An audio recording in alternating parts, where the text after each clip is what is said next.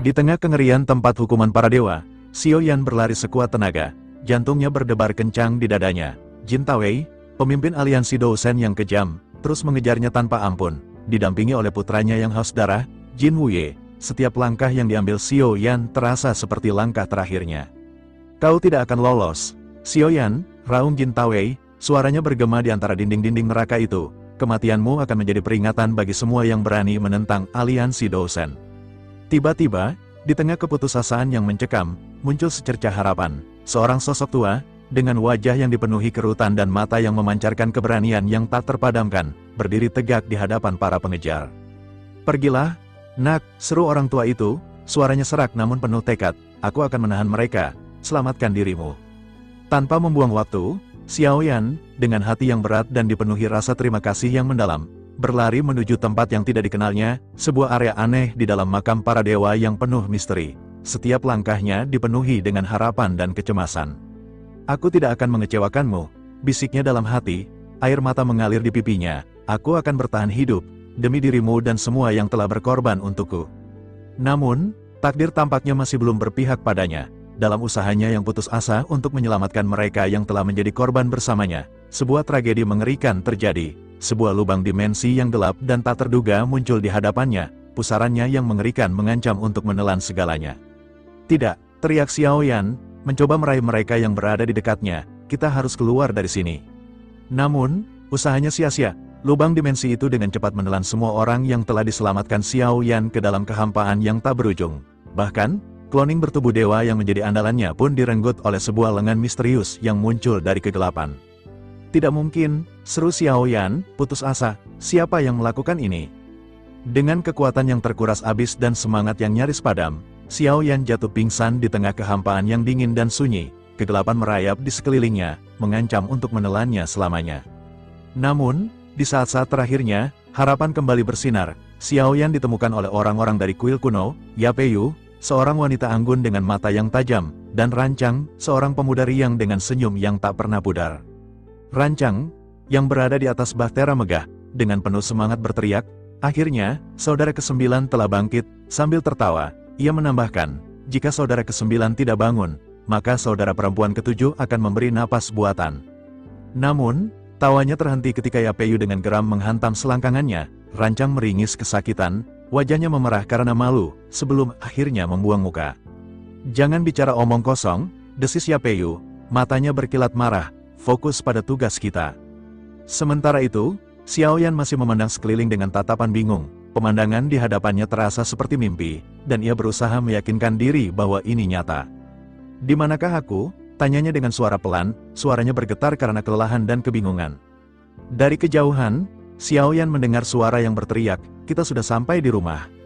Kata-kata, rumah, menyentuh hatinya yang paling dalam. Ia telah pergi begitu lama, menghadapi rintangan yang tak terhitung jumlahnya. Meskipun bukan rumah aslinya, tempat ini memberinya kehangatan yang telah lama hilang. Xiao Yan mengikuti orang-orang dari kuil kuno turun dari bahtera, ia mengagumi pemandangan di sekitarnya yang seperti surga, dengan kabut yang menyejukkan dan pepohonan yang menjulang tinggi. Dari kejauhan, ia melihat dua sosok yang dikenalinya, Ding Yue, yang telah lama tinggal di kuil kuno, dan seorang pria asing dengan wajah yang sangat tampan. Kedua sosok itu berjalan mendekat. Xiao Yan terkejut melihat sekelompok wanita cantik mengagumi pria tampan itu. Pria itu tersenyum dan berkata, Xiao Yan baru saja tiba, kau meninggalkanku di sini dan malah bersenang-senang di luar. Xiao Yan mengerutkan kening, tetapi dari gaya bicaranya, ia langsung mengenali sosok itu. Mungkinkah ini Xiao Zhenghui? Tanyanya, matanya membelalak karena terkejut.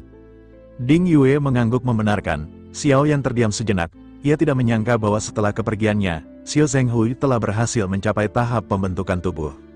Aku tidak bisa mengenali penampilanmu, tetapi dari temperamenmu, aku tahu kau adalah Xiao Zhenghui, kata Xiao Yan, tersenyum tipis.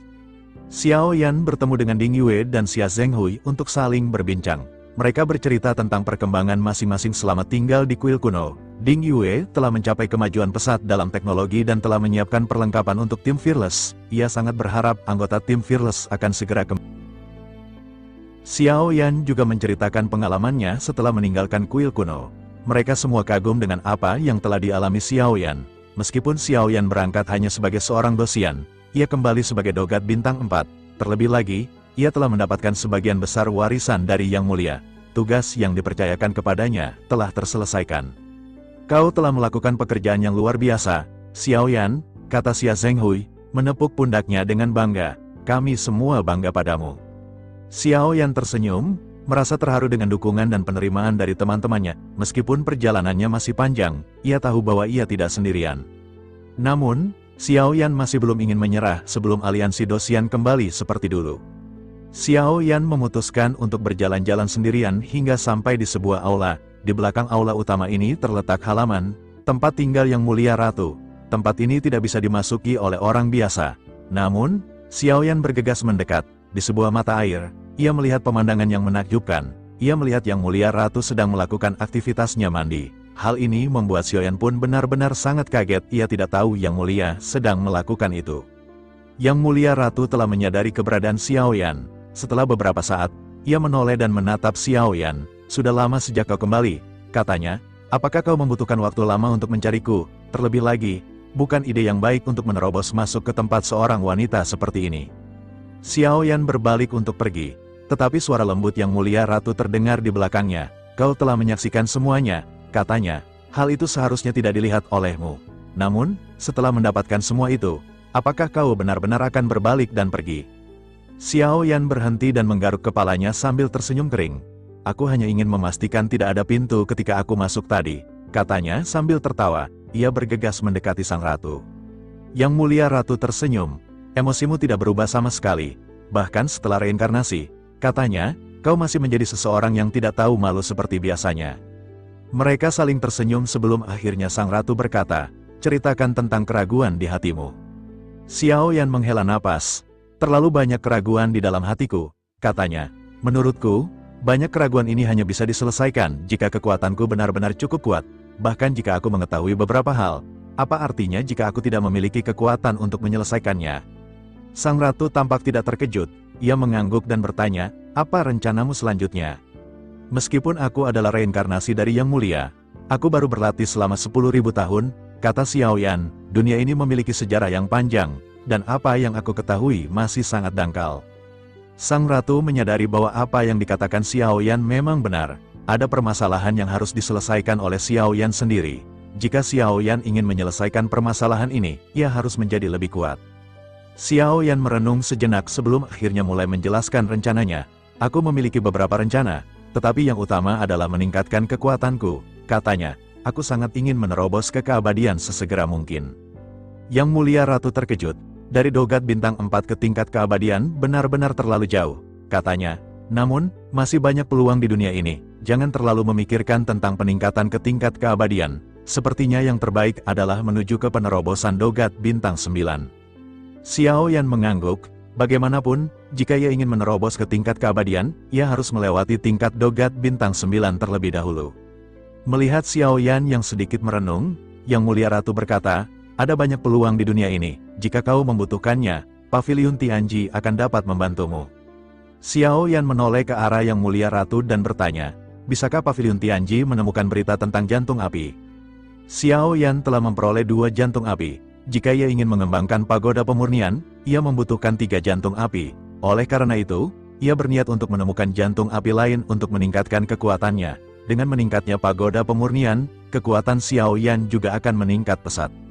Yang Mulia Ratu berkata bahwa Xiao Yan bisa menemukan informasinya, tetapi akurasinya tidak akan bisa 100%. Informasi ini akan memberi Xiao Yan beberapa target dari jantung api. Selain itu, jantung api adalah benda yang sangat langka, dan apakah Xiao Yan bisa menemukannya tergantung pada keberuntungannya sendiri. Xiao Yan mengangguk. Yang Mulia Ratu bertanya, apa rencanamu setelah mendapatkan jantung api? Keluargaku masih berada di dunia bawah, kata Xiao Yan. Mungkin aku harus pergi ke dunia bawah untuk berjalan-jalan. Aku juga ingin sekali ke kampung halamanku untuk melihat-lihat. Yang Mulia Ratu mengangguk. Waktu telah berlalu ribuan tahun, katanya. Sudah cukup untuk mengubah segalanya. Oleh karena itu, mungkin saja teman serta kerabat lama telah berubah menjadi pasir kuning. Apakah yang disebut sebagai kampung halaman itu masih ada? Xiao Yan menatap Yang Mulia Ratu dengan serius. Bunga akan mengalami siklus mekar dan gugur. Dan segala sesuatu di dunia ini memiliki awal dan akhir, katanya. kita juga tidak perlu terlalu bersedih karena takdir. Di sana jugalah tempat aku dilahirkan dan dibesarkan.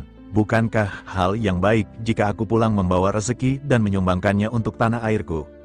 Sang ratu tersenyum dan tidak membantah Xiao Yan. Ia kembali bertanya, "Apakah ini sudah semua rencanamu?" Xiao Yan merenung dan mengangguk. Ia masih merasa khawatir karena terlalu banyak level di dunia ini yang belum dapat disentuh olehnya. Oleh karena itu, Xiao Yan harus melangkah sedikit demi sedikit untuk benar-benar meningkatkan kekuatannya dan mencari informasi. Terlebih lagi, hampir sebulan telah berlalu, dan Xiao Yan masih belum bisa merasakan keberadaan klon dewa aslinya. Perasaan ini membuatnya berpikir klon dewa aslinya telah mati. Masih mustahil bagi Xiao Yan untuk menilai apa yang terjadi pada saat ini. Bersamaan dengan Xiao Yan yang berpikir, sang ratu kembali mulai berbicara perlahan. "Semuanya seperti apa yang kau katakan. Selain itu, ada beberapa hal yang akan aku beritahukan kepadamu. Ketika kau menerobos ke Dogat, kau juga bisa membawa Ke Yun dan yang lainnya bersamamu. Kali ini untuk mencari jantung api, mereka akan sangat berguna bagimu jika kau menghadapi permasalahan di masa depan."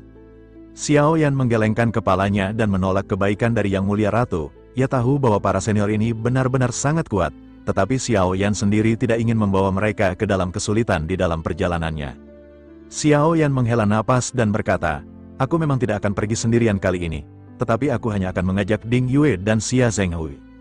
Mendengar apa yang dikatakan oleh Xiao Yan, sang ratu mengerutkan keningnya dengan kebingungan. Mereka berdua bukanlah tandingan dari seorang Dogat. Selain itu, sangatlah sulit untuk menembus ke tingkat Dogat, dan jika membawa mereka bersamamu, aku benar-benar khawatir. Xiao Yan kembali berbicara dengan serius. "Justru karena mereka tidak cukup kuat, maka aku harus mengajak mereka berlatih. Dunia ini benar-benar membutuhkan lebih banyak orang kuat. Aku akan membuat mereka menjadi semakin kuat untuk bisa terus-menerus bersanding denganku." Sang ratu tidak membantah apa yang dikatakan oleh Xiao Yan dan segera bertanya, "Kapankah kau akan berangkat?" Xiao Yan segera berkata, "Semakin cepat maka akan semakin baik." Yang Mulia Ratu mengangguk dan berkata, "Dalam 7 hari, aku akan mempersiapkan semuanya dari Pavilion Tianji." 7 hari artinya adalah waktu yang cukup bagi Xiao Yan untuk bersiap kembali memulai perjalanan. Xiao Yan mengangguk, dan ketika Xiao Yan hendak pergi, tiba-tiba sang ratu kembali berbicara. "Ada satu hal lagi yang harus aku ingatkan. Kau tidak bisa pergi ke Aliansi Dosian sekarang karena tempat itu sudah tidak lagi sederhana seperti sebelumnya. Aliansi Dosian ini memang tidak sesederhana yang terlihat di permukaan." Xiao Yan juga tentu mengetahui apa yang dimaksud oleh Yang Mulia Ratu. Xiao Yan mengangguk dengan berat, menunjukkan bahwa ia mengerti apa yang dikatakan oleh Yang Mulia Ratu. Xiao Yan secara alami menyadari di tempat hukuman para dewa, meskipun Jin Wuye dan Jin Tawei sangat kuat, meskipun mereka sama sekali tidak terkalahkan, tetapi Xiao Yan benar-benar telah menyimpan rasa curiga. Meskipun klan Jin adalah yang teratas di dalam hal kekuatan di Aliansi Dosian, Xiao Yan khawatir mereka benar-benar tidak memenuhi syarat untuk memimpin Aliansi Dosian. Sepertinya benar-benar ada sosok lain yang mengendalikan Aliansi Dosen di belakang mereka. Xiao Yan menghela napas dan berkata kepada sang ratu bahwa ia telah mengetahui segalanya. Terlebih lagi, target sebenarnya Xiao Yan juga bukanlah mereka. Namun, Xiao Yan pasti akan menghabisi mereka ketika waktunya tiba. Sang ratu menatap ke arah Xiao Yan yang pada saat ini terlihat serius dengan mata yang dipenuhi tekad. Setelah hening sejenak, pada akhirnya Yang Mulia Ratu segera bertanya kepada Xiao Yan, apakah Xiao Yan serius untuk tidak menikah lagi? Xiao Yan yang awalnya serius pada saat ini tiba-tiba merasa suasananya telah dibalik, ia pun terbatuk dan segera menstabilkan pemikirannya. Xiao Yan dengan terpaksa menghindari pertanyaan dari Yang Mulia Ratu. Ia berkata bahwa harus berterima kasih untuk hal ini, ia harus mempersiapkan diri dengan baik, dan ia juga tidak tahu berapa lama untuk bisa kembali setelah perjalanan ini. Namun, sebelum selesai berbicara, ia merasakan ada sentuhan yang tidak bisa dijelaskan di kaki Xiao Yan. Ia pun menundukkan kepalanya dan melihat 2 kaki hangat putih cantik dan ramping yang menggosok kaki Xiao Yan. Ia pun buru-buru mundur setengah langkah dengan hati-hati dan benar-benar terkejut. "Aduh Bang Oyen, datang rezeki malah ditolak, aduh." Xiao Yan segera berkata kepada Yang Mulia Ratu bahwa ia khawatir Yang Mulia Ratu akan kehilangan statusnya karena melakukan hal ini. Mendengar hal tersebut, Yang Mulia Ratu pun bertanya, apa yang dimaksud dengan status atau identitas? Bukankah identitas dari Yang Mulia Ratu ini diberikan oleh Xiao Yan? Jika bukan diriku adalah wanitanya, bagaimana mungkin diriku bisa menjadi ratu?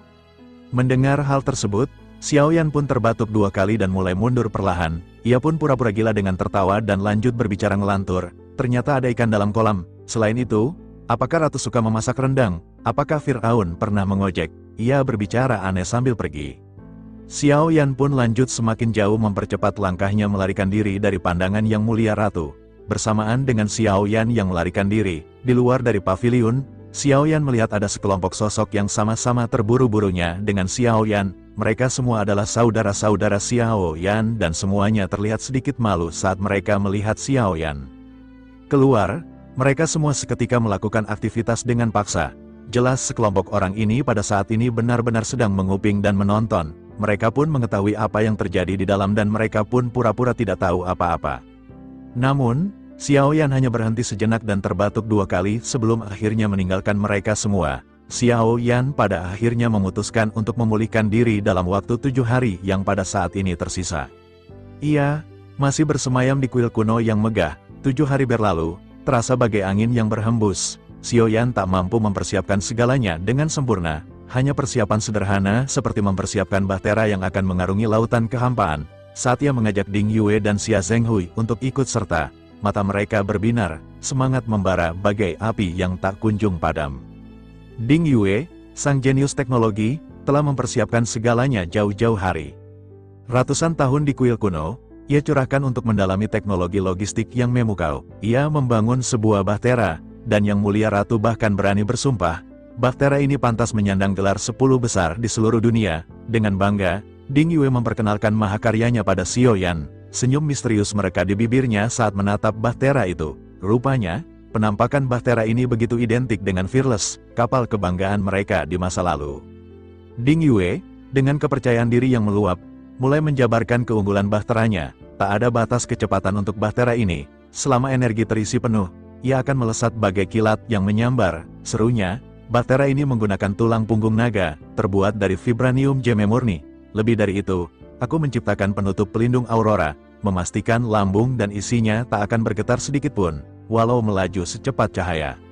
Xiao Yan mengangguk, terpesona oleh kejeniusan Ding Yue. Ia melangkah ke dalam bahtera, dan niat baik Ding Yue semakin terasa. Segala detail di dalam bahtera ini, sungguh replika sempurna dari Fearless yang dulu. Ratusan tahun mereka habiskan di Fearless. Setiap sudut kapal menyimpan kenangan yang tak terlupakan. Namun, saat ia menaiki kapal ini, suasana terasa berbeda. Keriuhan dan canda tawa telah sirna. Sang gadis yang gemar memasak dan merawat kebun, juga telah tiada. Bahkan wanita yang selalu setia mendampingi Xiao Yan, telah pergi untuk selamanya.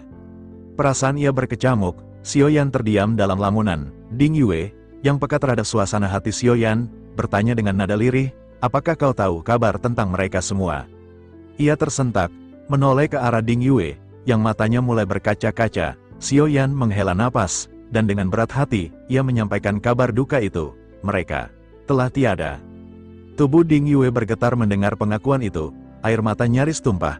Namun Xiao Yan segera menggenggam tangannya dan berkata dengan tegas, jangan bersedih, mereka belum benar-benar mati. Kita akan pergi ke dunia bawah, dan kita akan membawa mereka kembali. Kata-kata ia bagai oase di gurun yang tandus. Ding Yue merasa sedikit lega, dan ia melanjutkan dengan nada serius. Sebelum kita berangkat, siapkan peta langit berbintang yang sedetail mungkin. Itu akan sangat membantu perjalanan kita. Kau memang sudah mempersiapkan segalanya. Aku tak perlu khawatir lagi. Ding Yue membalas, aku juga sudah membuat baju besi untuk kalian. Namun beberapa belum selesai karena kekurangan bahan. Aku sudah menjelajahi seluruh kuil kuno, tapi tak menemukan bahan yang cukup bagus. Ia mengerutkan kening. Soal bahan, aku punya banyak cincin penyimpanan. Aku tak tahu apakah isinya berguna untukmu. Ia menyerahkan cincin-cincin itu pada Ding Yue. Saat Ding Yue memeriksa isinya, matanya berbinar penuh excitement. Dari mana kau mendapatkan ini semua? Serunya tak percaya. Memang banyak bahan limbah, tapi ada juga yang sangat langka. Xiao Yan menjawab dengan santai, dari mana lagi kalau bukan dari hasil membunuh, hanya dengan begitu aku bisa mendapatkan barang gratisan. Ding Yue terdiam, tak tahu harus berkata apa. Sementara itu, Xiao Yan melanjutkan persiapannya. Singkat cerita, 7 hari berlalu dalam sekejap mata. Suasana perpisahan kali ini terasa megah, dengan mayoritas wanita di kuil kuno hadir untuk mengantar kepergian mereka. Tangis haru mengiringi sosok Xiao Zhenghui. Ding Yue memutar mata, sejujurnya, aku lebih suka kalau Xiao Zhenghui berubah jadi tengkorak saja. Xiao Yan tertawa, lalu menatap sekeliling dengan tatapan serius. Ia menghimpun kekuatan spiritualnya dan berteriak, saudara-saudaraku, di manakah kalian? perjalanan kali ini sangat berbahaya, apakah kalian tak ingin mengucapkan selamat tinggal? Tentu Xiaoyan pun memanggil para saudara-saudaranya di kuil kuno ini untuk meminta senjata seperti dulu. Teriakan Xiaoyan bergema, menyentuh setiap sudut kuil kuno. Tiba-tiba, seseorang berteriak dari kejauhan, "Jangan mendekat, dia itu vampir, dia hanya ingin memanfaatkan kita." Beberapa sosok bersembunyi, memandang ia dengan tatapan gelisah. Ia menoleh ke arah mereka, "Ternyata kalian ada di sini." Mendengar itu, beberapa orang hanya bisa berjalan mendekat dengan senyum pahit. Bahkan Kei Yun, si kura-kura bijak, memasang senyum palsu. Liu Er, yang merindukan cangkang kura-kura dan Void Shuttle miliknya, menjadi orang pertama yang berbicara, "Perjalananmu sangat berbahaya. Berhati-hatilah, kami hanya bisa berdoa untuk keselamatanmu." Ia tersenyum tulus dan menangkupkan tangannya. "Terima kasih atas perhatian kalian. Aku hanya ingin memberitahu, benang emas pembunuh milik saudara keenam sungguh luar biasa. Jika aku bisa mendapatkan 5 atau 6 helai lagi, mungkin efeknya akan lebih dahsyat. Ini adalah perjalanan berbahaya, dan jika saudara keenam bisa mengabulkan permintaanku, itu akan menjadi bantuan yang sangat besar." Mendengar itu, Liu Er nyaris muntah darah. Proses pembuatan benang emas sangat rumit, bahannya langka, dan waktu pembuatannya bisa mencapai 100 tahun. Ia ingin 5 atau 6 helai, ia benar-benar ingin merampoknya. Liu Er tersenyum getir, "Total kekayaan bersihku hanya 12 helai." Ia membalas dengan cepat, "Jangan khawatir, aku pasti akan mengembalikannya, pinjamkan saja padaku untuk sementara. Kuil kuno ini tempat yang aman, jangan pelit pada adik seperguruanku ini. Apalagi, perjalanan ini sangat berbahaya." Liu Er terdiam. Yang lebih parah, mata semua orang kini tertuju padanya. Salah satu dari 3 dewa bahkan ikut campur. "Sebagai senior tertua, kau harus membantu juniormu, kau tak boleh menolak permintaannya." Wajah Liu Er berubah pucat. Ia mengangguk pasrah dan berkata, "Kau tahu betapa sulitnya membuat benang emas ini, aku hanya bisa memberimu 2 helai lagi." Mata ia berbinar, ia tak lagi menawar, ia menangkupkan tangannya dan berterima kasih dengan senyum lebar. Liu Er hanya bisa tersenyum pahit dan menundukkan kepalanya. Ia beralih ke Kei Yun, dan sebelum ia membuka mulut, Kei Yun sudah menyerahkan gelangnya. "Aku mengerti," katanya pasrah. Ia tertawa, "Kakak senior memang yang terbaik. Aku sungguh beruntung berada di tengah-tengah kalian." Satu demi satu, para senior dieksploitasi oleh Xiaoyan. Ia tertawa puas setelah mendapatkan banyak harta karun. Semua orang hanya bisa berharap ia segera pergi. Akhirnya, beberapa senior saling menyalahkan untuk berbicara. Liu Er berkata dengan nada memelas, "Pergilah dengan tenang, perjalanan ini sama berbahayanya dengan perjalanan ke aliansi Dosian. Tapi kami percaya padamu, tak akan ada masalah." Ia kembali tertawa, "Aku datang ke sini untuk berterima kasih. Jika kalian memaksa, aku akan segera pergi." Para senior mengangguk dengan tergesa-gesa. Ia melambaikan tangannya dan mengucapkan salam perpisahan. Ia menoleh ke arah Ding Yue. "Ayo kita pergi." Ding Yue mengangguk, suara gemuruh terdengar, ruang terdistorsi, dan dalam sekejap, Xiaoyan hanya membawa Xia Zhenghui dan Ding Yu bersamanya. Kekuatan mereka masih di tingkat Dosian, dan para senior kuil kuno merasa mereka hanya akan menjadi beban. Namun bagi Xiaoyan, mereka adalah rekan seperjuangan, dan ia tak akan meninggalkan mereka hanya karena mereka belum cukup kuat. Baik Xia Zhenghui maupun Ding Yu memiliki bakat luar biasa. Xia Zhenghui memiliki bakat spiritual yang melampaui Xiaoyan. Selama ada cukup kesempatan, kekuatan spiritualnya akan mencapai tingkat yang menakutkan. Sementara Ding Yu, arah kultivasinya ada pada teknologi logistik. Ia juga telah mendapatkan tombak merah dari Dongchang, sebuah artefak teknologistik kuno. Dan sekarang telah diberikan kepada Ding Gue. Ding Yue berkata-kata. Ini membuktikan, ratusan juta tahun lalu, teknologi telah mencapai puncaknya, dan memiliki kekuasaan mutlak di 3000 dunia. Mengenai teknologistik ini, ia pernah mendengar cerita, saat membaca buku-buku kuno, Ding Yue menemukan kisah tentang seorang jenius yang mencapai puncak teknologistik dan menggunakan teknologinya untuk melawan makhluk abadi. Sayangnya, nama lengkap orang itu tak tercatat, hanya nama belakangnya, Tuo. Di tengah perjalanan, ia mengeluarkan cangkang kura-kura yang hancur dalam pertempuran sebelumnya.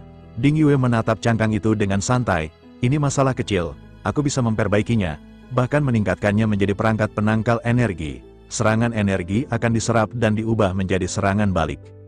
Xiaoyan tersenyum senang, "Kau memang luar biasa." Ding Yue membalas, "Ini belum seberapa. Saat aku mengumpulkan bahan dan membuat baju besi pembunuh dewa, itu baru akan menjadi salah satu dari 10 produk teratas dalam teknologi stik kuno. Baju besi pembunuh dewa sempurna.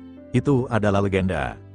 Ia bertanya dengan penasaran, Bahan apa yang dibutuhkan, bisakah kita menemukannya? Ding Yu menjawab, bahannya sangat rumit. Apalagi seseorang yang sibuk dengan wanita dia tidak memiliki waktu untuk hal-hal penting. Ding Yu melirik ke arah Xia Zhenghui yang terdiam.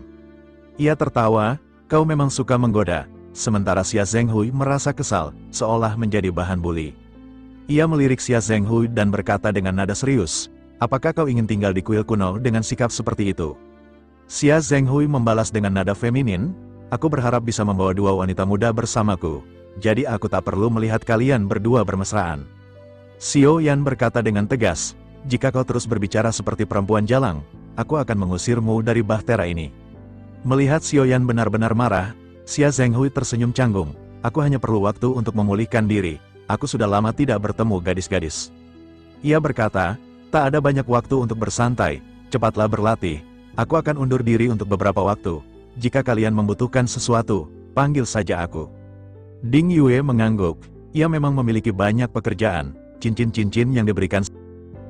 Akhirnya Xiao Yan memutuskan untuk berlatih di pagoda. Xiao Yan berdiri di tengah pagoda pemurnian, aura magis berputar di sekelilingnya.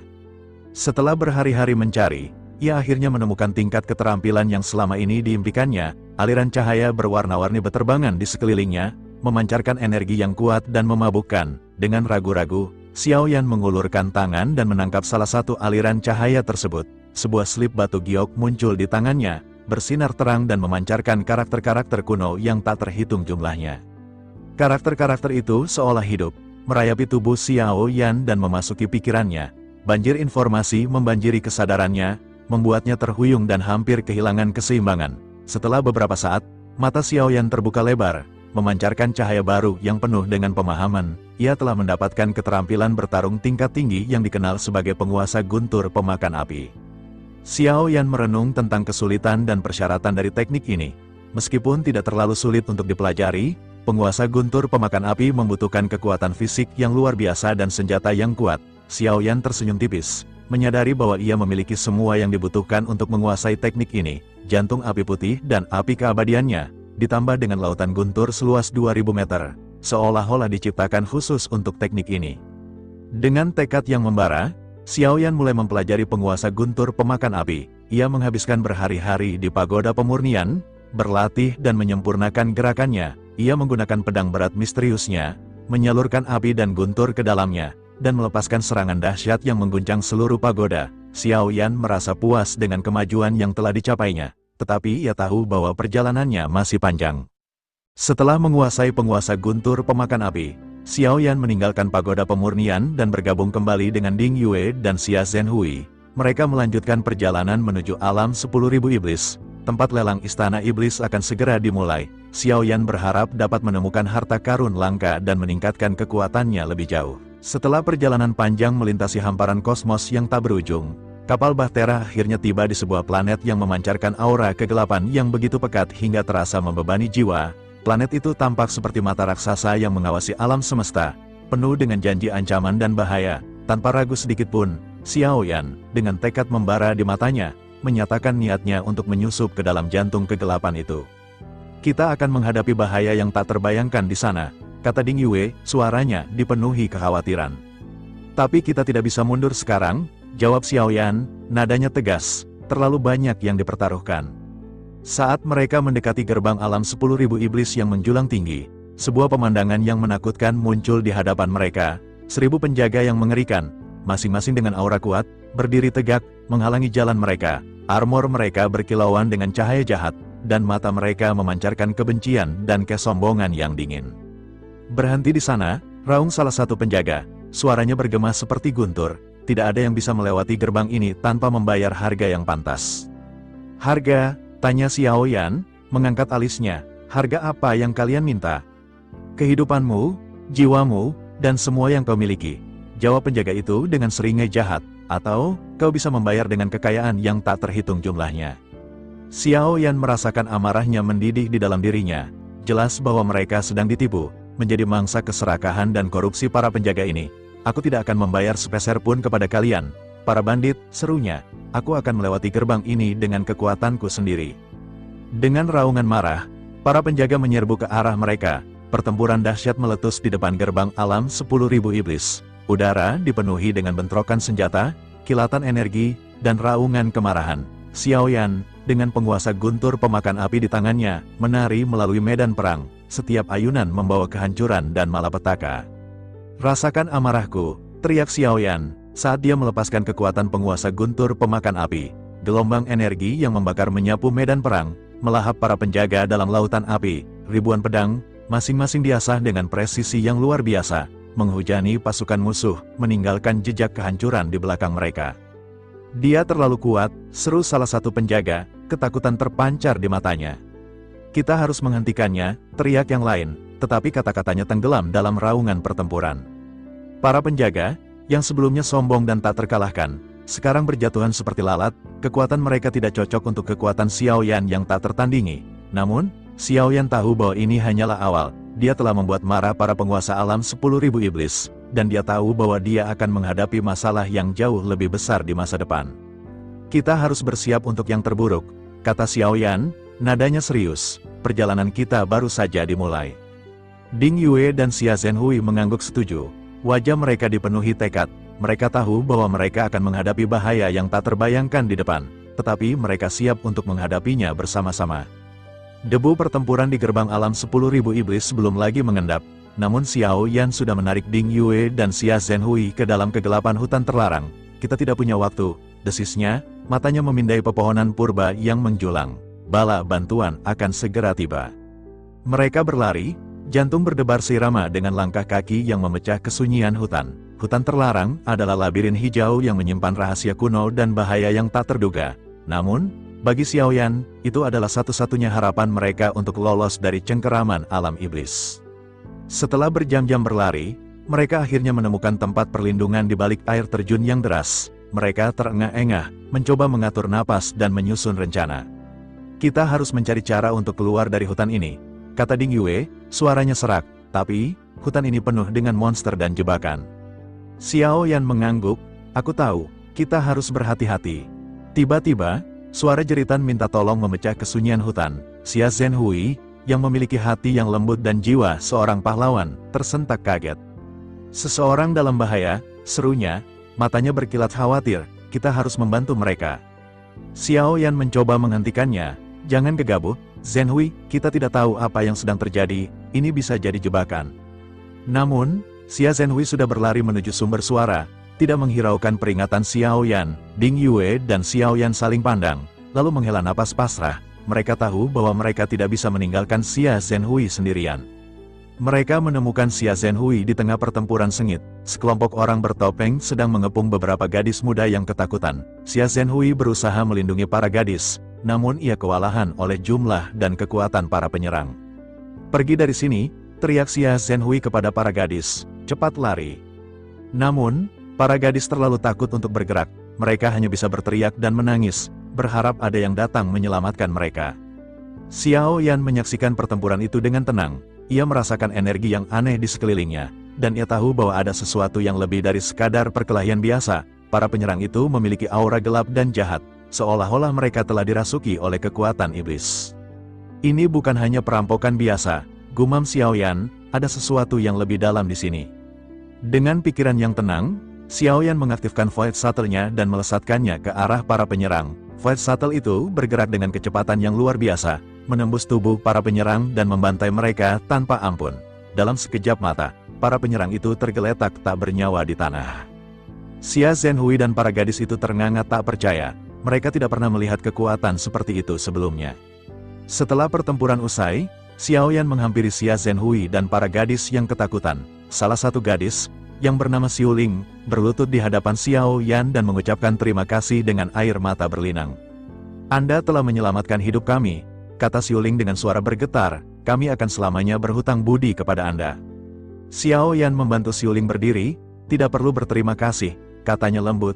Aku hanya melakukan apa yang benar.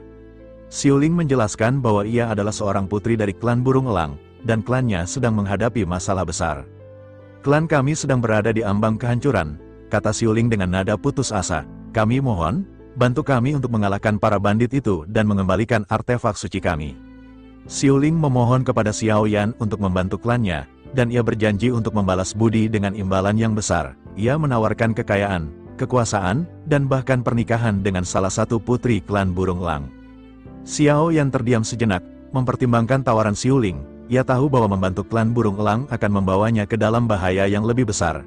Namun, ia juga tahu bahwa ia tidak bisa berpaling dari orang-orang yang membutuhkan bantuannya. Xiao Yan merenung tentang tawaran Xiuling.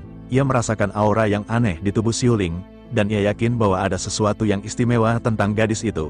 Setelah mempertimbangkan dengan cermat, Xiao Yan memutuskan untuk membantu Xiuling dan klannya. Ia berharap dapat mengungkap rahasia di balik aura Xiuling dan meningkatkan kekuatannya lebih jauh.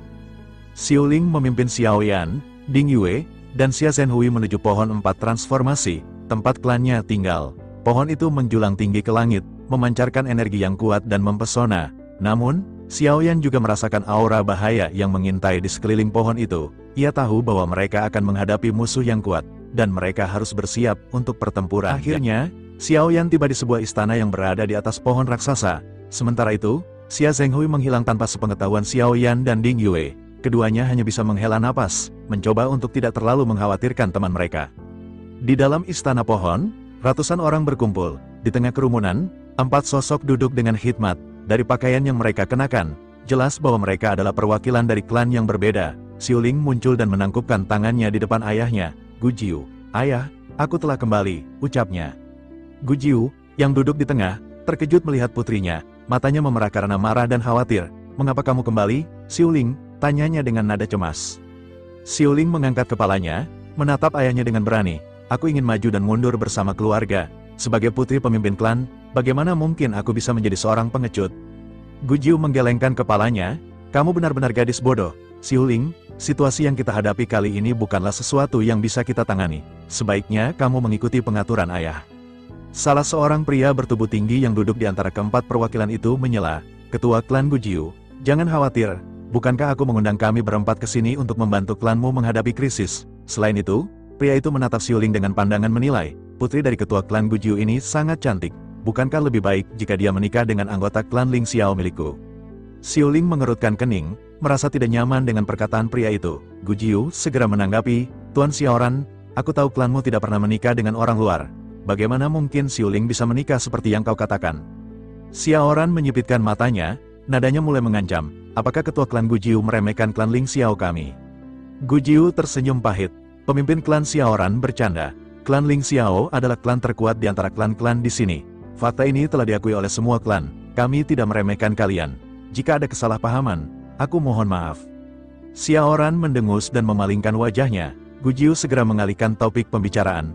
"Buah pencegah bencana akan segera matang. Setelah matang, orang-orang dari luar akan berkerumun dan menginginkannya. Aku berharap kalian semua akan berusaha semaksimal mungkin. Selama kalian bisa melindungi klan Gujiu, aku bersedia menyerahkan semua buah pencegah bencana." Keempat perwakilan klan saling bertukar pandang. Pria yang duduk di sebelah Xiaoran akhirnya berbicara. "Ketua klan Gujiu bersedia mengorbankan segalanya demi melindungi keluarganya. Aku sangat mengagumi hal itu. Aku, Lang Tu, perwakilan dari klan Xuan Lang, akan melakukan yang terbaik." Gujiu membungkukkan badannya dan menangkupkan tangannya kepada Lang Tu. 3 perwakilan lainnya mengangguk dan memberikan jaminan yang sama. Pertemuan pun berakhir, dan semua orang pergi untuk mempersiapkan diri. Malam harinya, Xiuling mengunjungi Xiao Yan. Xiao Yan dan Ding Yue sudah kembali, tetapi Xia Zhenhui masih belum diketahui keberadaannya. Xiuling berkata, "Kami telah menyiapkan makan malam. Jika kalian tidak keberatan, ikutlah denganku." Xiao Yan dan Ding Yue mengangguk setuju. Saat Xiuling, Xiao Yan, dan Ding Yue memasuki ruang perjamuan, mereka melihat banyak orang sudah berkumpul. Tiba-tiba, Xiaoran muncul entah dari mana dan menatap Xiuling. Dia tersenyum dan berkata, "Ternyata Tuan Putri telah tiba. Izinkan aku menyatakan perasaanku yang tulus. Jika kita bisa menikah, itu akan sangat baik bagi kedua belah pihak. Aku ingin Tuan Putri menjadi selirku yang ke-13. Aku tidak akan memperlakukanmu dengan buruk, dan aku berharap Tuan Putri akan menerimaku." Xiuling mengerutkan kening, jelas tidak senang dengan perkataan Xiaoran. Dia mengabaikan pria itu dan menoleh ke arah Xiao Yan. "Ayo pergi," ajaknya. Xiaoran terkejut karena Xiuling mengabaikannya begitu saja. Matanya kemudian tertuju pada Xiao Yan. Dia menyadari bahwa Xiao Yan bukanlah seseorang dari dunia iblis. Xiaoran tertawa dan berkata, "Sebenarnya ada orang dari dunia luar di sini." Mendengar perkataan Xiaoran, setidaknya setengah dari orang-orang di istana tiba-tiba berdiri. Semua mata memandang ke arah Xiao Yan dengan tatap. Sementara itu Xiuling pada saat ini segera menangkupkan tangannya dan membungkuk kepada semua orang sosoknya. Berkata bahwa orang ini adalah penyelamat dan penolong. Dari klan mereka terlebih lagi mereka juga akan pergi. Setelah menyelesaikan makan malam setelah selesai berbicara.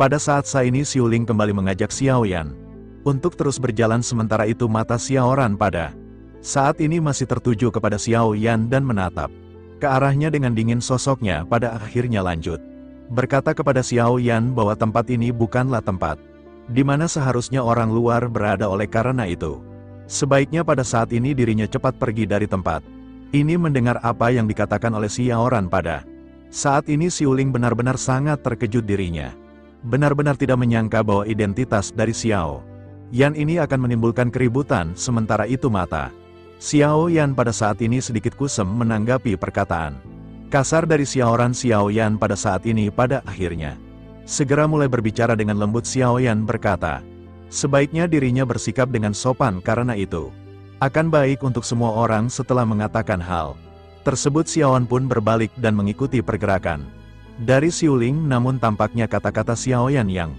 tidak berbahaya ini membuat Xiao Ran marah. Sosoknya seketika tertawa dan lanjut berkata bahwa ini adalah dunia semua iblis dan monster. Oleh karena itu, karena dirinya telah datang ke sini, maka dirinya harus menghormati sosok yang lebih kuat. Begitu selesai berbicara, sosoknya pada saat ini melesat seperti hantu. Gerakannya sangat cepat ketika dirinya berubah menjadi bayangan dengan telapak tangan dan cakar yang sangat tajam. Kuku yang setajam pisau melonjak dan pada saat ini benar-benar langsung dilesatkan ke arah Xiao Yan. Menanggapi hal tersebut, Xiao Yan pada saat ini sedikit tersenyum meledek. Sebelum akhirnya Xiao Yan juga melakukan pergerakan pukulan. Xiao Yan pada saat ini segera meledak dan kedua belah pihak saling berhantaman. Tidak perlu waktu lama, pada saat ini kuku yang setajam pisau dari Xiao Ran benar-benar patah dan darah langsung terciprat. Sosok Xiao Ran pada saat ini benar-benar segera terlempar mundur oleh tinju fisik dari Xiao Yan.